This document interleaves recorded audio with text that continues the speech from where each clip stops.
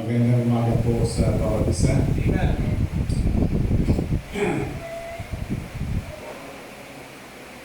Sana matapos ko sasabihin ko. Anyway, nagpapasalamat ako sa ating Panginoon sa kanyang kalooban sa ating bahay. Alam ko yun ang pinaka-best para sa kanya. Kasi wala nang yung Diyos para sa atin, hindi ang pinakamabuti. Yes. Sakit man, wala na sa atin ang ating asawa. Pero masaya na po na sa Pilipinas ng Diyos,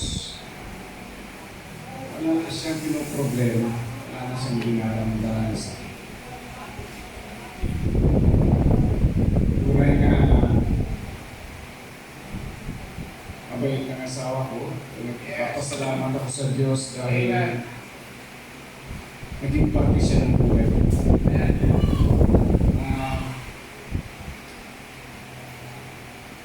Umuwi ako, galing ng Australia. First time na umuwi ako ng araw. Kasi kasapapos gabi ako dumating, ako ko pinapukasan kasi pagpwede nagpuli umaga halos wala akong tulog dahil hindi rin ako makatulog dahil sa reklamo magtutulog ako. Pag pag-uwi ko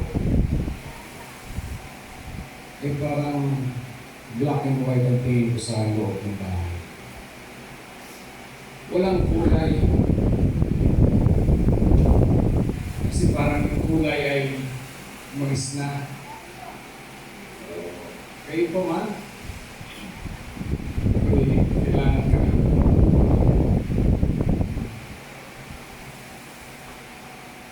Wala na ang mahal ko. And alam ko yun I believe it's the day of transformation. Magpapalit ng kanyang status. Meron siyang bagong katawan. Yes. Meron siyang magandang pinatataluan.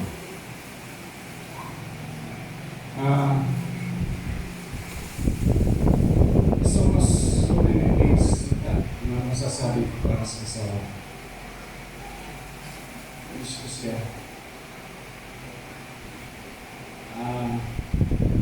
Kasi siya yung hikayat ko. Sa bawat panahon na tumaraan, kapiling ko siya. I cannot remember a day away kami. Ang tuhan, hindi nawawala. There's merong mga hindi nagtutugmang prinsipyo. Pero that will end right away. Hindi kami nag-aaway. Because ang pagmahal siya. Hindi niya i-insist yung aking gusto niya para lang sa ego o sa pride. Kaya nag-bled kagad siya ng illegal.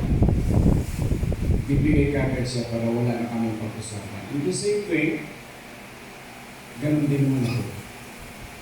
Pag napansin kong malungkot na siya, I put my armor down.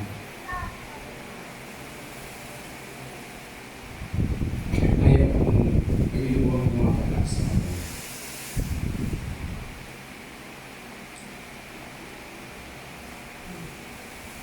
Masarap ko sa mga asawa. Kasi lalo sa lagi siya may dahilan para tumawag. Lagi siya may dahilan para tumawag. And behind those laughters, may malungkot, may tinatago ang misis. Especially noon na magulang maaga nang wala sa kanya. Maaga siyang nawala ng mga magulang.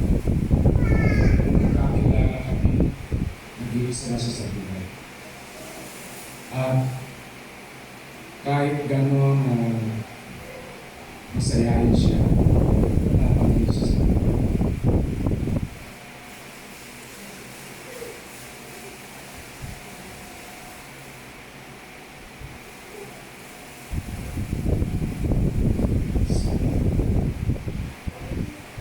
Yung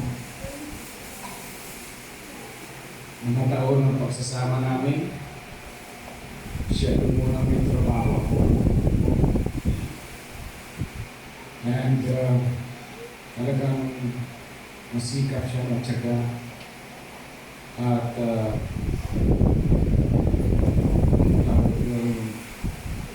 talagang sinushoulder niya yung burden.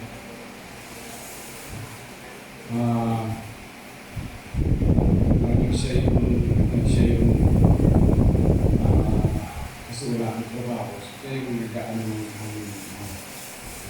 pangailangan. While I'm still praying for my project, siya yung nagpo-provide. At kahit yung sweldo niya ay, pag sweldo niya ay bayad kagad sa utang, halos wala ng ibang. Yun ang takbo ng buhay namin noon. Wala pa akong trabaho. But God is so graceful. Amen. God is good.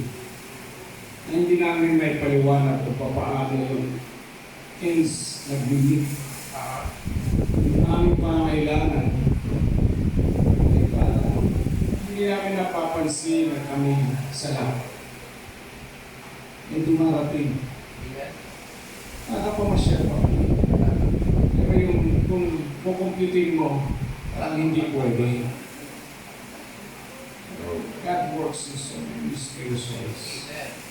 Na hindi po natin napapansin. Sa aming pagsasama, 1979 nung una kami nagsama. Asawa na kami. Tapos parang ako. Pag din asawa ko siya. Kasi na-appreciate ka din. And 1989, ako'y unang sumampa ng barko. So 10 years, nagsama kami ng kompleto. Nakasagad natin natin nasa 2 to 3 months ang aking pinakamahal. 3 months ang aking pinakamahal. Besides yung iba na ako'y in hospital, which is about 6 months yun. And the pandemic, the 2 years. So, 10 years plus 12 years. 12 years yung full years na magkasama kami. The rest of the years, which is 47 years. To complete this December, 47 years kami. And 2 buwan na ako nasa bahay. At sabi ko nga sa Panginoon bago nangyari ang bagay ko sa hindi ko yung asahan. Sabi ko magbabakasyon na, malapit na ako mag-retire. Baka balakas ka, ka mo sarili mo. Tapos yung mga survive. Sana makasal kita. Kapag tayo, ibutin natin ng buong Pilipinas. Sad to say na hindi na pinangalaan ng Diyos ang gano'n. Hindi na yun ang kalooban.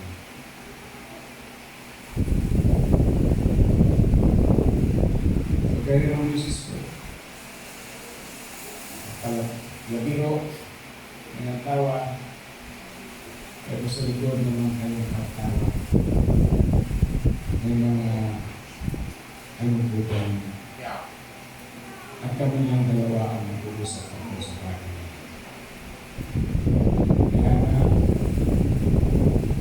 pinipilit kong ibigay sa kanya ang pinaka-mabuti, pinaka-best na kaya ko. Kasi alam ko yung mga pagkikirap na wala ako. Hindi ko magampanan tutuloy ko sa pamilya beside providing and financial.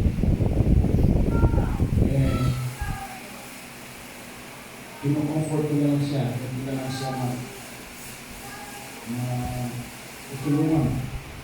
Ibigay ko yung gusto niya. Siguro siya matutulungan.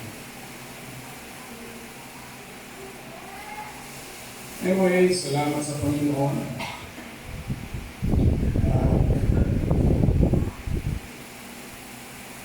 Binigay siya sa atin ng Panginoong Diyos. At masaya namin sa sarili.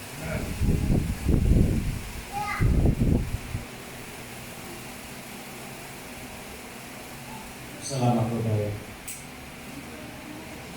Naalala ko pa nung ako'y nananalangin. Hindi ko pa kilala ang misis ko. Nasa Catholic Church ko. Para ako sa Kristan. That was still my elementary years. Nag-pray ako na nililito ko dahil maraming naglabasan na ilang iba-ibang at nalito rin ako nung makita ko yung sinasamba namin mga estatwa. Nandun sa bodega, nagputol ang kama, nagputol ang ulo. Sabi ko, bakit ganito? And I pray to God, sabi ko, saan ba talaga ang tunay? Saan ba talaga ang papunta sa Diyos? So, sinagot ng Diyos ang mga bagay niya. So, magiging ng ating kasama. God introduced my wife to me. At siya pala yung kakilala sa Panginoon. At binigyan niya sa Panginoon Kristo Jesus. And I'm very thankful na nagkaroon siya ng pati sa buhay ko. Ginamit siya ng Diyos para tawagin ako sa tunay na parang. And I'm very blessed and very thankful sa Panginoon at sa kanyang kalooban sa aking asawa at sa aming pamilya. Salamat sa Diyos sa kanyang provision. And I look forward to that day that we will meet again. Meanwhile, I ask God for guidance. Ako na lang titingin sa aking mga at wala na yung umaga at gabi ano yung tumatawag sa akin. Gising na, ang gusto na. Ito suotin mo, ito gusto ko. Sa gabi, gusto kami for going together. And those moments, yun na lang siguro ang i-cherish ko. Wala na akong nilagay. Wala na akong maaari ko. Hindi ko na mararamdaman ang pagmamahal. Mawigil ng Diyos.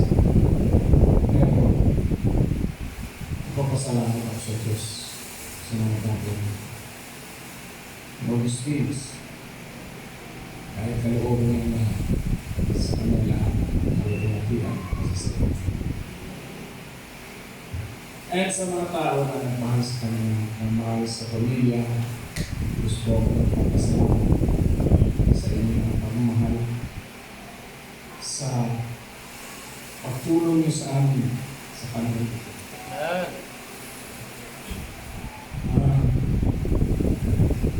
Hindi ko nga alam ang iba pang mga tribute sa kanya dahil madalas na wala naman ako dito. Hindi ko saksiyan. But I know na ganun talaga ang asawa ko. Ganun talaga siya. Sa mga panahon na nandito ako, makikita ko rin. At